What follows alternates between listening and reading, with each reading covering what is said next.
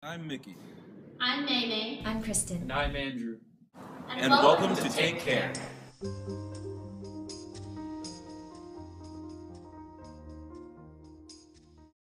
As a college student, you've got a lot going on.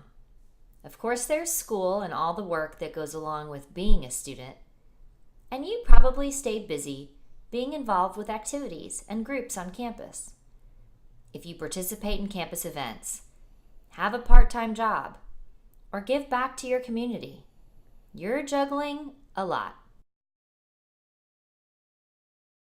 You're probably meeting new people every day and hopefully making new friends. That's why we want to talk about how you can help take care of your friends and be more than just a bystander. But first, what is a bystander? Well, everyone is a bystander at some time. When you witness a problem or conflict affecting someone else, like a friend, for example. And sometimes bystanders don't do anything to help. They act like they didn't see anything, hear anything, and then don't say anything. In a situation where someone might be in trouble, you can be more than just a bystander, and we'll show you how. We'll watch some situations that might look familiar to you and your friends. Parties, drinking, heated conversations. We know these situations are really common, but we also know that they can sometimes spell trouble. By showing you some of these situations, you'll be more aware of when there might be risks and figure out how you and your friends can avoid them. Although some of you don't drink, we know some of you do. And most college kids drink at parties when they're with their friends. In the first video we'll watch, there is a party at Robert's. Now, although it's just getting started, it's clear that Robert and Alicia have been drinking for a while. Let's see what's happening. Robert! What's going on in there, man? Everybody's doing shots, bro. It's getting wild. You good, girl? Yeah, I'm good. Whoa. You okay? Here, I got you.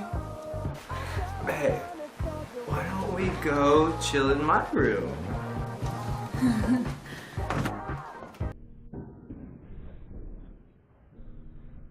Robert and Alicia look like they're having fun, and Alicia is pretty drunk. Put yourself or your friends in this situation. What are some of the things that could cause trouble? Well, probably the most important thing is that neither of them should drive themselves home that night. Yes. But what else? What if Alicia can't remember what happened the next morning? What about Robert? And there's more. It looks like Alicia has agreed to go to a bedroom with Robert, but legally, she can't consent to any sexual activity if she's drunk. Why does that matter? And what is consent? Well, we'll come back to that a bit later. In this kind of a situation, everyone has a lot to lose. Someone might do something they regret the next day, or maybe something worse. And these risks apply to both guys and girls, like with unwanted pregnancy, for example. We often think about pregnancy as only affecting girls, but guys, this affects you too. Taking care of your friends is probably something you already do anyway. But we get that these situations can be tricky. It can be hard to know what to do, whether something bad could happen, or even if it already has. But you can take care of your friends if you remember these things. Be confident that you can help your friends avoid risky situations. Aware that your friends could get hurt in these kinds of situations. Responsible for helping, because you want your friends to do the same for you. And effective in how you help, by being more than just a bystander.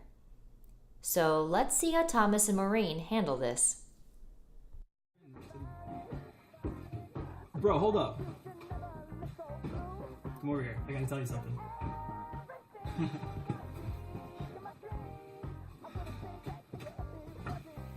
What's up?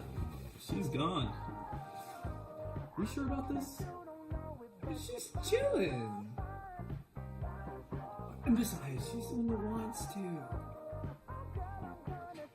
Bro, she's wasted. Why don't you go talk to like Emma or something? Huh? Dude, quit being a douche. It's fine. Hold on.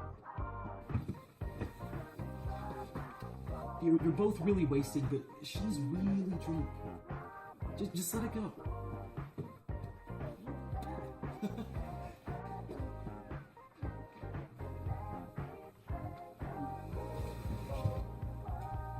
I don't feel so good.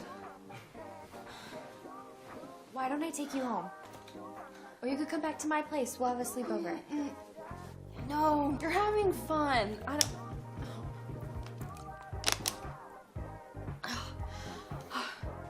Besides, I told Robbie I was gonna hang out with him for a while. He's so fine, isn't he? Yes. But hey, I'm tired anyway, so I'm gonna go. Really. Oh. Well then. Okay. Okay. Okay. Let's go. Come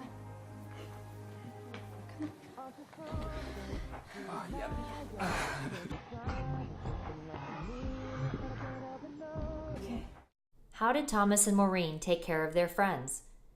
They recognized that things could go wrong, and they decided to do something about it to protect them.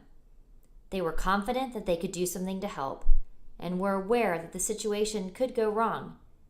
They were responsible in taking action to keep the situation from going any further. And their actions were effective. Thomas offered Robert a good alternative, like talking with someone else at the party.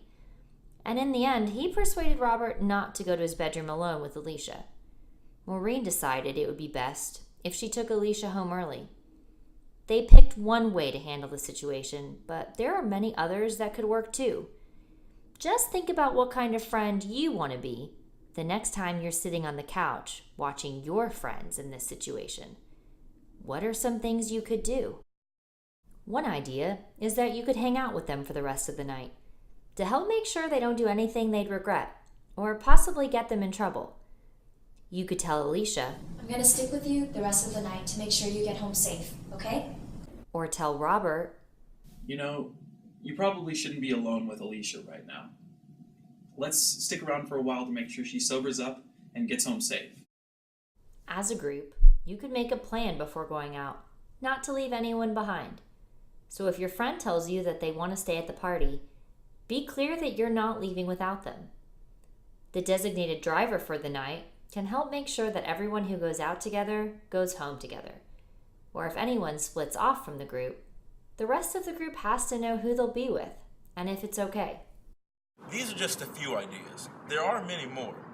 It doesn't matter so much what you do to help, just that you do something to keep your friends from getting themselves into trouble. Don't be just a bystander. Thomas and Maureen remembered to take care of their friends because just a couple of months ago, they found themselves in a similar situation.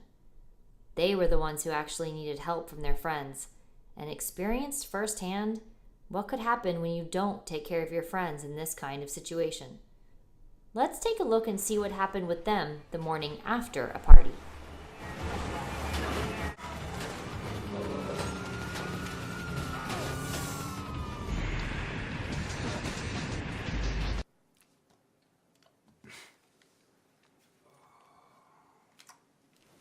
Want some cereal? God, no. I drank way too much last night. You think? I mean, it looked like you were having fun. So, Maureen? What? So drunk. She stayed over last night. Said she was gonna take care of you. Which is good, because I wasn't going anywhere near the, Yeah, I remember something about that. We were doing shots in the kitchen for a bit. Is she still sleeping? No, I think she probably left. Dude, do you have any painkillers? My head is killing me.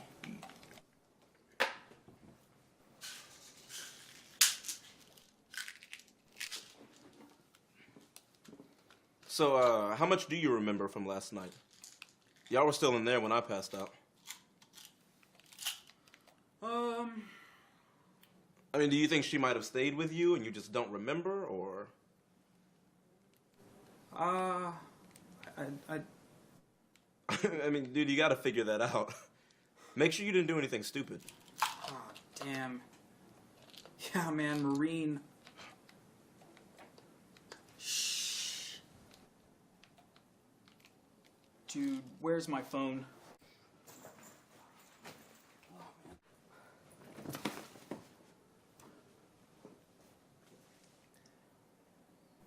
Don't get ahead of yourself. Just text Maureen. What are the chances that Thomas and Maureen did something that one or both of them can't remember? They were drinking, and obviously drinking a lot, so Thomas's memory is a blur. Do you think Maureen might remember anything?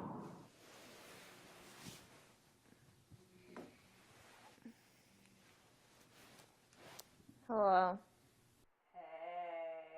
Hey. You alright? Bad. Hungover? Definitely. Well, it'd be a surprise if you weren't. So I think last night Thomas and I might have, yeah. Might have? I don't know. Oh.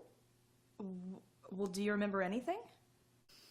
I don't know. I remember we were making out in the guest room, and then we woke up and our clothes, they were everywhere, and we were... Oh, boy. Well, did you guys you used a condom though, right? I don't know. Well, you're on birth control or something. Yeah, I mean, but oh my God, like, what if I have an STD? I mean, it's like, it's Thomas. Oh my God, he's gonna think I'm such a slut. Well, look, why don't you just call him? Maybe he'll know what happened. I don't want to. Well, what if you went and got tested? Look, if you want to go, I'll take you to the clinic. No, it's okay. I don't want to. Are you sure? Why don't I just take you, and then we can go get lunch or something? Okay. It'll make you feel better, I promise. Get some peace of mind. Okay. Okay, yeah, will you come over? Of course. Bye.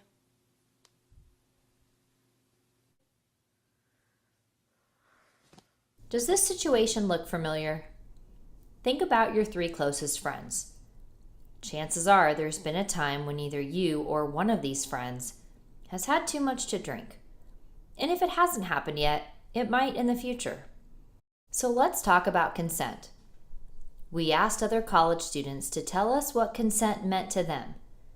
And here's some of what they thought.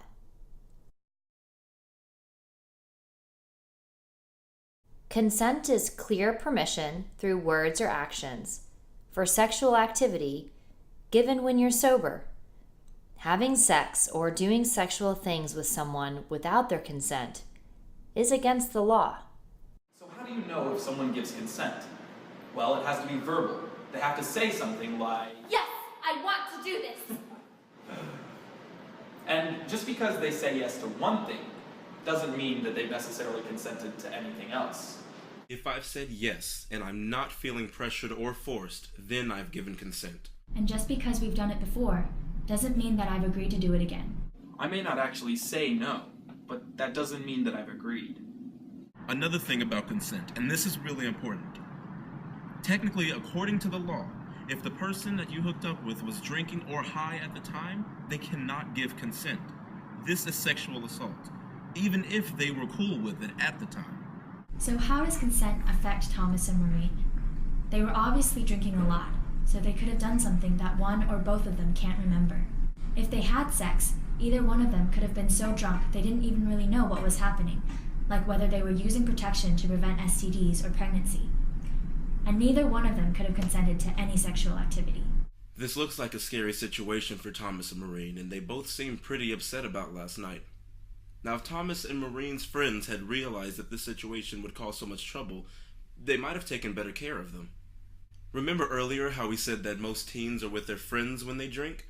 So there's almost always someone who can do something to help keep things from going wrong. But even when things had already gone wrong, there were still things that Thomas and Maureen's friends did to help take care. Matt told Thomas to text Maureen to see if she was okay. And Alicia mentioned the same thing to Maureen, and in the end, encouraged her to get checked out at a clinic. What are some other ways that you could help in a situation like this? If your friend is too upset or doesn't want to call the other person to see what happened the night before, you could offer to do it for them. You could also go online to learn more about what to do after unwanted sex has occurred and find out where to go get tested in your area. If your friend has been sexually assaulted or raped, they should immediately seek medical attention at a hospital. Give this information to your friend and offer to go with them. Here at SMU, Counseling and Psychiatric Services offers a confidential and supportive environment for students seeking help or information. Call the number below to learn more. We've talked about unwanted sex, which can include the situations like the one we just showed you, where someone maybe sleeps with another person after a night of heavy drinking. But it can also include being manipulated or a pressure to do something sexually, even by force. Most people think sexual assault is something that happens with a stranger in a dark alley. While rapes by strangers do happen, most of the time when someone is sexually assaulted, it's by someone they know. You might be thinking this doesn't affect you or your friends, but if this was your group of friends, you'd know this many people affected. Another thing to know about sexual assault is that most people who do it don't just do it once. They go on to do it again, which is just one of the reasons why you should encourage and support your friend in reporting to the police. When you help take care of your friends, you could also be protecting someone from being assaulted in the future. These are just a few of the ways you can help, but there are many more. Just remember that it's important to do something. So far, we've talked about taking care of your friends in situations that involve drinking and parties. But there are other types of situations that we haven't talked about, like unhealthy or abusive relationships. Let's watch an example.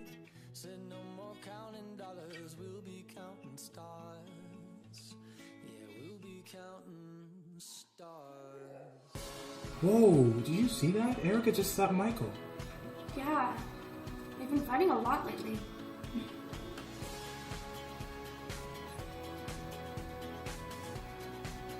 Should we say something? So what's going on here?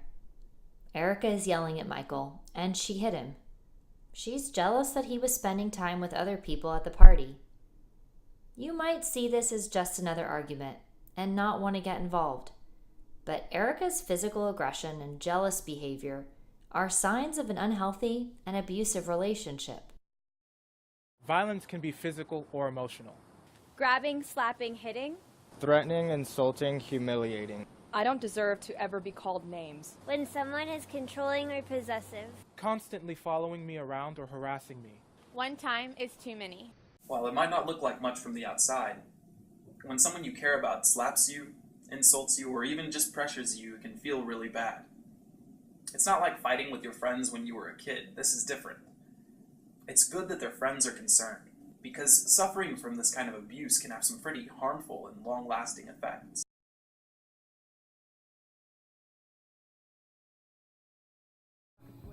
Should we say something? No. But what if it gets worse? I mean, she just actually slapped him. So? Babe, it's just a slap. It's not gonna kill him. Besides, Michael's a man, he can handle it. Oh, would you be okay if I slapped you? No, but it's not our problem, it's theirs. Come on, babe, everybody fights. I mean, look at us. Yeah, but I don't slap you whenever I feel like it. You better not. Exactly. You should talk to them. Okay. I'll say something to Michael, and you can talk to Erica. That way it won't cause a scene. Okay. Yeah, good idea. This situation was a little complicated. Martin didn't think that they should get involved, but Sheila was confident that they could help and was aware that this was a bad situation. She talked to Martin and convinced him that they were responsible for doing something to help. Martin talking with Michael and Sheila talking with Erica was an effective way to let their friends know they're worried. Situations like this can be especially tricky when you're the only one who thinks that doing something is the right thing to do. What do you do when no one is doing anything? You'll likely find yourself in this kind of situation at some point, but the next time you're wondering whether you should do something, just remember, what kind of friend do you want to be? What if the roles in this situation were reversed? What if Michael had slapped Erica or done something else physical? It's not likely that Martin would have said, "Erica can handle it," just like he had said about Michael. In both situations, someone's being hurt. We get that these situations can be complicated, but there's almost always something you can do or say to take care of your friends. You could walk over to them and interrupt the situation. If you're uncomfortable with interrupting the situation, or just aren't sure that would be the safest option, you could at least act like you didn't see what happened and interrupt by saying, and if you get a chance later, say, "What about when you think that a friend may be in an unhealthy or abusive relationship, but you don't really see it out in the open, like in this situation? Since most people in an abusive relationship don't tell anyone about it, let your friend know that you're concerned and encourage them to reach out to get help." You could say, "Digital technology makes it easy for someone to harass, threaten, or bully someone else, and cyber abuse often exists with other types of abusive behaviors. If you think your friend is being abused emotionally, physically, or through technology like social networking sites, for example, encourage them to reach out to get help from an agency such as the National Dating Abuse Helpline. They have a hotline where you can text or talk with peer advocates who can offer advice about ways to stay safe. What if your friend is hurting someone else? Well, it doesn't matter whether your friend is hurting someone or being hurt. Whatever you do, don't be silent. Because in being silent, you send a message of acceptance. For some people, it can be hard to recognize when a relationship is unhealthy, but you can help. Let your friends know that it's not okay for someone to treat someone else that way, especially the people you care about. So now you've learned about some risky situations and problems that college students experience. And while these situations happen at parties where drinking might be involved, they can also happen elsewhere. No matter where you are, you now know more about how you can help keep your friends safe by taking care. So be confident that you can help your friends. Aware that your friends can get hurt in these kinds of situations. Responsible for helping, because you'd want your friends to do the same for you. And effective in how you help. Just remember, it doesn't matter what you do to help, what matters is that you do something. And be more than just a bystander.